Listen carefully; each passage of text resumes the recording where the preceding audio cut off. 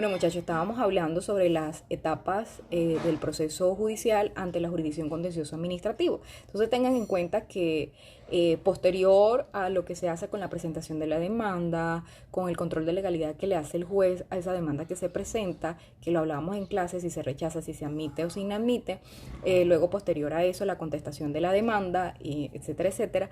Entonces, a partir de allí, el juez, que es el conductor de las audiencias, fija y ordena la audiencia inicial.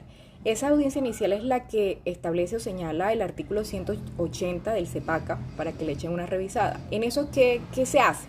¿Qué hace el juez? Entonces, se hace saneamiento del proceso. ¿Qué significa sanear el proceso? Y es que el juez va a decir en audiencia que si encuentra algún vicio, alguna irregularidad dentro del proceso. Por ejemplo, una mala notificación a la demandada o que no se notificó al Ministerio Público, etcétera, etcétera. Entonces, cualquier vicio o irregularidad que se presente, en ese momento el juez la determina. Obviamente le corre traslado a las partes para que las partes digan si ellos de manera particular observan alguna otra irregularidad y se sanea en ese momento de la audiencia. Lo segundo que se hace en esa primera audiencia es la decisión sobre excepciones. Entonces, con la 2080, el juez deberá admitir tanto excepciones de fondo como excepciones previas. Y frente a las excepciones previas, es claro, y eso ya ustedes lo saben, las excepciones previas como la de cosas juzgadas, la de caducidad, la de conciliación y la de transacción, deberán pronunciarse de manera inmediata el juez en la audiencia. Y para pronunciarse de manera inmediata, el juez deberá correrle traslado a la otra parte para que el demandante se pronuncie sobre esas excepciones que ha presentado el demandado. ¿Listo?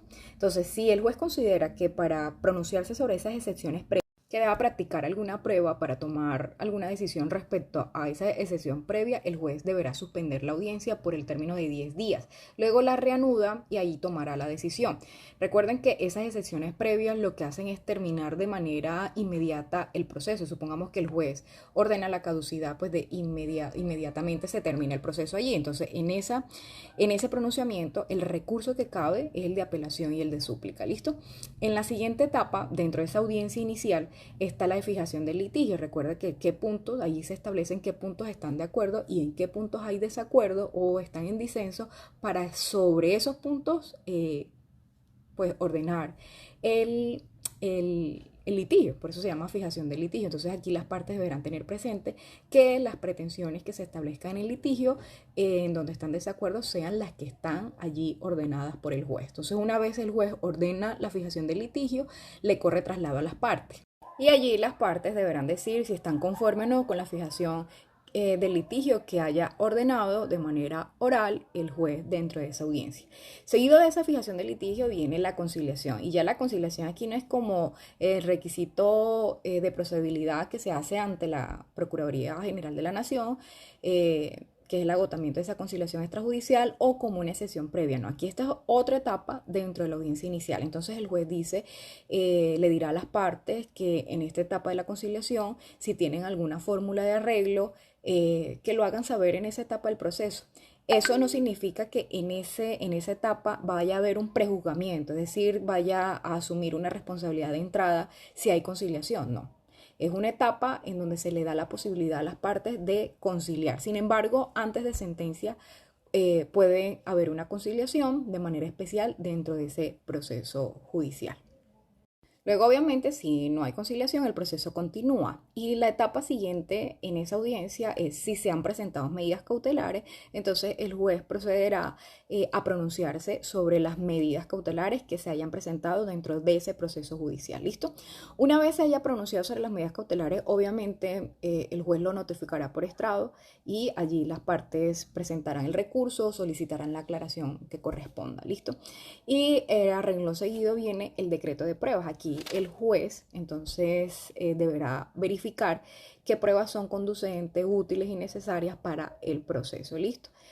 Recuerden que en materia de lo contencioso administrativo se puede aplicar de manera supletiva el Código General del Proceso. Entonces, para el tema contencioso administrativo no hay tarifa legal, es decir, cualquier prueba puede ser necesaria y conducente para probar esos hechos y lograr que prosperen esas pretensiones. Entonces el juez, con base en la sana crítica, valorará todas esas pruebas que se aporten en el proceso. Entonces recuerden que las pruebas pueden ser desde documentales hasta testimoniales, interrogatorio de parte, prueba pericial, etcétera, etcétera, ¿sí?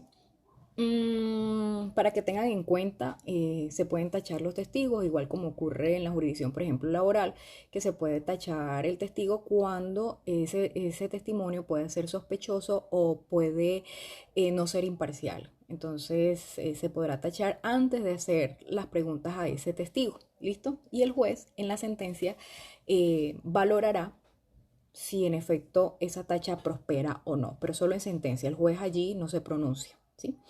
Luego de eso, en esa audiencia, el juez ordenará la fecha y hora para la audiencia de pruebas dentro de los 40 días siguientes. Entonces, si no fuera necesaria practicar las pruebas, entonces se prescinden de ellas. Pero si no se practican las pruebas, pues la practicará en audiencia. Y el término para practicar esas pruebas en la audiencia de prueba es de 15 días como máximo, ¿sí? Esa audiencia se puede suspender por parte del juez cuando el juez lo considere necesario. Por ejemplo, hay una tacha, hay una objeción, hay una tacha por falsedad de documento, por ejemplo, entonces el juez puede suspenderlo. Y también las partes podrán desistir de las pruebas que hayan solicitado o se hayan ordenado por parte del despacho. ¿Listo? Luego, en esa audiencia, el juez podrá determinar la hora y fecha de la audiencia de alegaciones y juzgamiento, ¿sí? Para hacerla dentro de los 20 días siguientes a la audiencia de prueba. Sin embargo, si el juez no lo considera necesario, entonces allí mismo ordenará a presentar alegatos a las partes en el término de 10 días y el juez se pronunciará para sentencia 20 días. Dentro de los 20 días siguientes, listo, el juez dicta su sentencia. Ahora, ¿qué pasa si el juez señala fecha y hora para alegación y juzgamiento? Entonces, en esa audiencia, si se hace, obviamente todo se hace oral, entonces las alegaciones las presentará cada una de las partes que tendrán 20 minutos para alegar, tanto la parte demandante como demandada, así como el ministerio. Entonces, dentro de esa audiencia se dicta sentencia, ¿listo? Y si no se dicta sentencia, el juez podrá informar el sentido del fallo y a los 10 días siguientes de haberse pronunciado sobre el sentido del fallo, expide o profiere sentencia. Pero si el juez considera que no va a dar el sentido del fallo allí, pues entonces de no ser posible, entonces el juez a los 30 días siguientes, el juez puede dictar su fallo después de escuchar en alegatos a las partes. Y ya saben, muchachos, que para apelar hay un término de 10 días para que la parte que considere no estar conforme con la decisión presente ese recurso de apelación. Ahora, una particularidad de las audiencias en materia contencioso y ocurre en todas, es el registro que hacen de ella en las actas correspondientes y en la grabación de las audiencias. Entonces, por eso es importante que en esta práctica forense usted haga la respectiva acta, que eso va a ser evidencia de su actividad. Y con esto queda terminado pues la aclaración de todas esas etapas del proceso. Recuerden que son 3 audiencias. La última es opcional y si la considera necesario el juez. Ahora, cuando hay apelación, se me olvidó decirles, cuando se apela y hay una sentencia condenatoria económicamente hablando, entonces el juez podrá convocar a las partes a una conciliación. Y esa conciliación de manera que es especial dentro del proceso administrativo se deberá hacer antes de que suba al superior para resolver el recurso de apelación. ¿Listo?